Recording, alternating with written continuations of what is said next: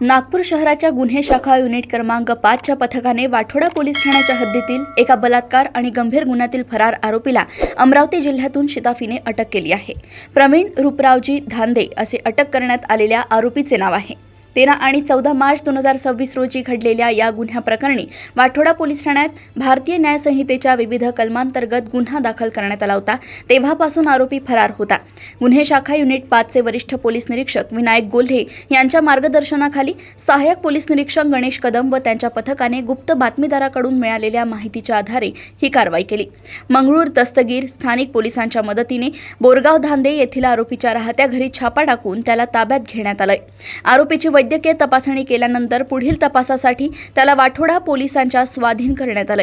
ही धडक कारवाई नागपूरचे पोलीस आयुक्त विश्वास नांगरे पाटील, सहपोलीस आयुक्त नवीनचंद्र रेड्डी, अपर पोलीस आयुक्त राजेंद्र दाभाडे आणि पोलीस उपायुक्त दीपक अग्रवाल यांच्या मार्गदर्शनाखाली करण्यात आली आहे।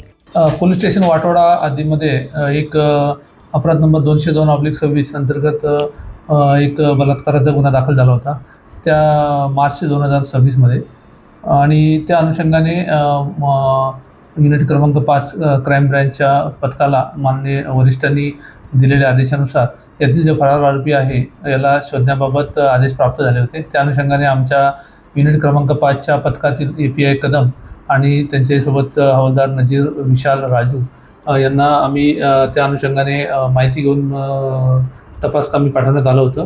त्या अनुषंगाने यातील एक पाहिजे आरोपी हा अमरावती बोरगाव तालुका धामगाव रेल्वे जिल्हा अमरावती या ठिकाणाहून मिळून आला। त्या आरोपीला सदरच्या गुन्ह्यामध्ये आम्ही पुढील कारवाई करता पोलीस स्टेशन वाठोडा या ठिकाणी पाठवण्यात आलेलं आहे।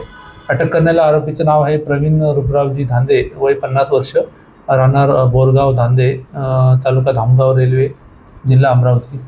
अशा प्रकारे हा मार्चपासून फरार असलेल्या आरोपीला आमच्या युनिट क्रमांक 5 क्राईम ब्रँचच्या पथकातील API कदमानी यांनी पथकाने ताब्यात घेऊन पुढील कारवाई करता पोलीस स्टेशन वाठोडा या ठिकाणी पाठवण्यात आले।